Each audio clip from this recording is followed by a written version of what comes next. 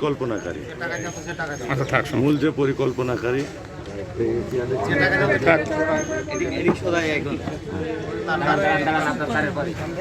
কি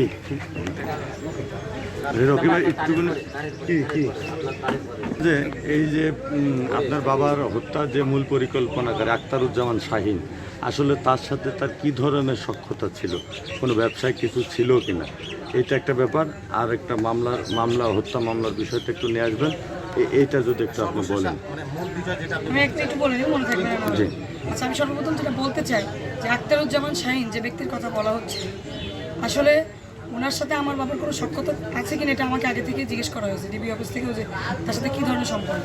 একটা সময় আমার বাবা ছিল কাউন্সিলর। আমার বাবা তখন এই কালীগঞ্জের প্রত্যেকটা মানুষ জানে যে আমার বাবা খুব ভালো ফুটবল ক্রিকেট খেলতো। সে মাগুরা, নড়াইল বিভিন্ন জায়গায় সে খেলতেও যেত, ঢাকায়ও সে অনেকবার খেলা করতে গেছে। আমরা যেটা জানি যে সেও কোটচাঁদপুর থেকে এখানে আসতো ক্রিকেট খেলতে, ফুটবল খেলতে। ওই সময় খেলা কেন্দ্রিক একটা সম্পর্ক ছিল যে বন্ধু আর কি, ক্রিকেট খেলতে ফুটবল খেলতে মাঝে মাঝে কোটচাঁদপুর থেকে এখানে আসতো, এটাই তার সাথে সম্পর্ক। তাছাড়া ব্যবসা বাণিজ্য এই টাইপের তার সাথে কোনো সম্পর্ক আছে বলে আমার জানা নেই, যদি থাকতো সম্পর্ক তাহলে আমি বলেই দিতাম।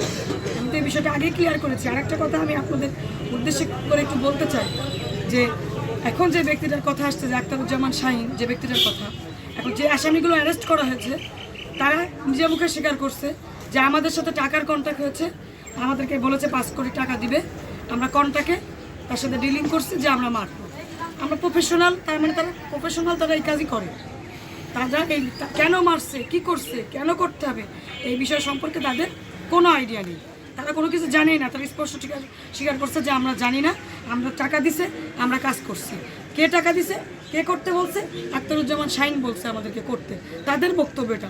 এখন আমার বক্তব্য হচ্ছে যে আসামিরা যদি এই ধরনের বক্তব্য দিয়ে থাকে তাহলে আমাদের সবার আগে উচিত কি, যেটা আইনের ভাষায় উচিত, যে আখতারুজ্জামান শাহীন যার কথা আসছে মূল পরিকল্পনাকারী, তাকে অ্যারেস্ট করা, তাকে আইনের আওতায় নিয়ে আসার পর তার কাছে জিজ্ঞাসাবাদ করা হোক।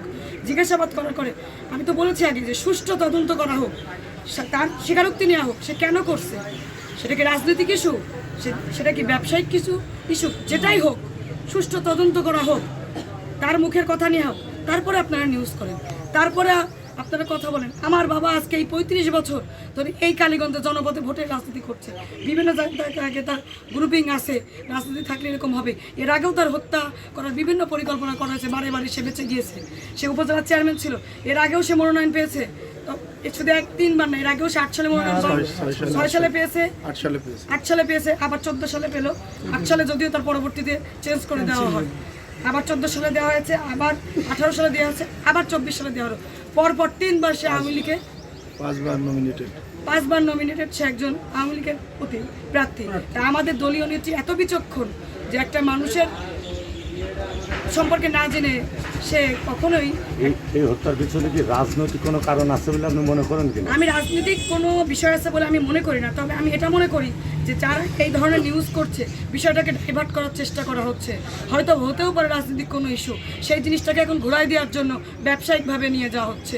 এটাকে বলে মেন্টালিটি ডাইভার্ট করা, মানুষের মনটা অন্যদিকে নিয়ে যাওয়া। হতেই পারে আমার বাবা পলিটিক্যাল রাজনীতি করে, এই এলাকা এতদিন ধরে রাজনীতি করছে, হতে পারে না রাজনৈতিক কোনো ইস্যু, সেই জিনিসটাকে ঘোরানোর জন্য যারাই চক্রান্ত করে আমার বাবার এত বড় নির্মমভাবে হত্যা করেছে, তারা তো এখন এই বিষয়টাকে ঘোরানোর জন্য ব্যবসায়িক কেন্দ্রিক ভিন্ন পথ অবলম্বন করতেই পারে। বাঁচার জন্য মানুষ কী না করতে পারে না। তো আমার কথা হচ্ছে তার মুখে বক্তব্যটা নেই, সে অ্যারেস্ট হোক, তারপরে সুষ্ঠু তদন্ত করে আপনারা যেটা মনে হয় নিউজ সেটা করবেন, যেটা সত্য সেটা করবেন। আমি ডিবি অফিসের সামনেও মিডিয়ার সামনে বলে আসছি যে আপনারা তদন্ত করেন, আমিও চিনতে চাই, আমিও জানতে চাই যে কেন এই ঘটনাটা ঘটাইছে। স্থানীয় কারোর বিরুদ্ধে কোনো কিছুর বিরুদ্ধে আপনার কোনো অভিযোগ আছে? না, আমার কোনো অভিযোগ নেই, তবে আমি বলতে চাই ওকে অ্যারেস্ট করেন, অ্যারেস্ট করার পরে রাজনীতিক কি ব্যবসায়িক ইস্যুটা ধরে তুলে আসুন। কিন্তু এখন যদি বিষয়টাকে অন্যভাবে নিয়ে যাওয়া হয় তাহলে তো আমার এই কথা বলতে আমি একদম দ্বিধাবোধ করবো না যে রাজনীতিক কোনো বিষয় হতে পারে, সেটাকে অন্যভাবে ডাইভার্ট করা হচ্ছে।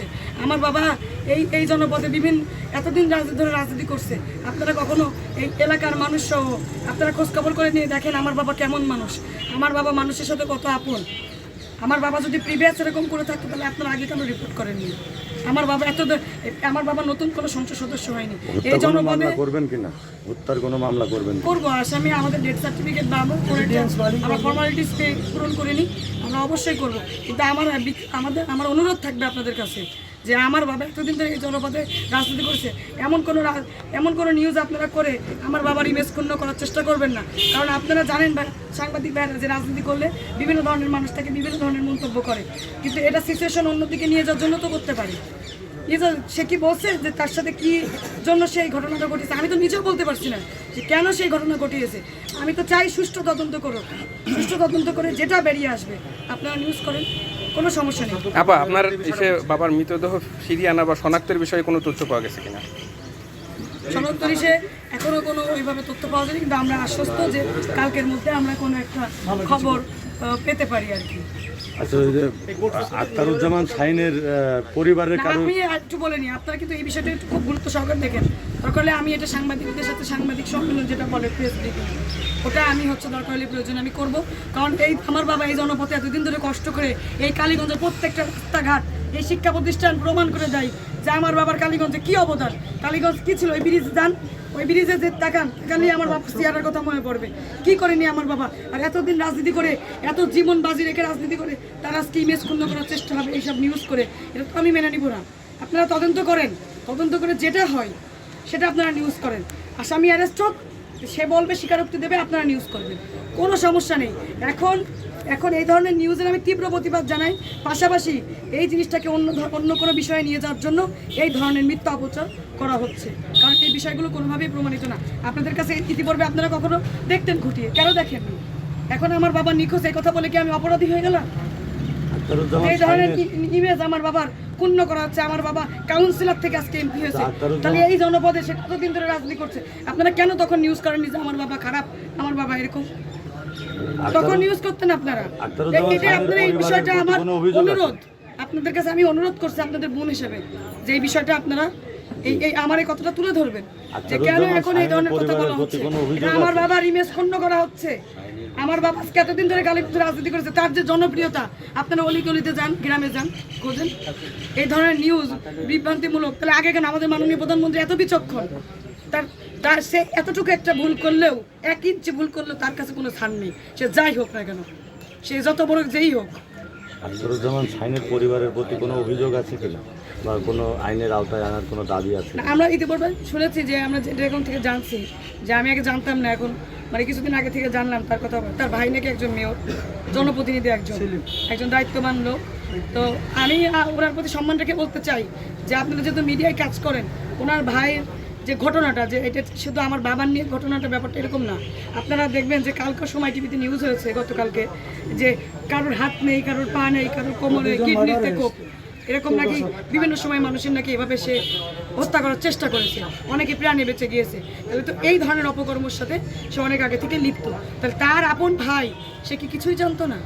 তার ভাই এই কাজের সাথে লিপ্ত, এরকম কাজ করে, তার কি জনপ্রতিনিধি হয়ে একটা দায়িত্ব নেওয়া উচিত ছিল না? ওর একটা স্টেপ গ্রহণ করা উচিত ছিল না? আমার কথা হচ্ছে সে তো একজন দায়িত্ববান লোক, সে আমার বাপের সমতুল্য। আপনারা তাকে ডেকে জিজ্ঞেস করেন যে তার ভাই কেন এরকম করলো। আমি প্রশাসনকে আহ্বান করব যে তাকে আইনের আওতায় নিয়ে আসা হোক এবং তাকে জিজ্ঞাসাবাদ করা হোক তার ভাই কেন এত বড় পাপ কাজের সাথে লিপ্ত। আমার বাবাকে নির্মমভাবে টুকরো টুকরো করে হত্যা করা হয়েছে, আর তার ভাইকে এখনো পর্যন্ত আইনের আওতায় নিয়ে আসা হয়নি কেন? এর বিচারও আমি চাই।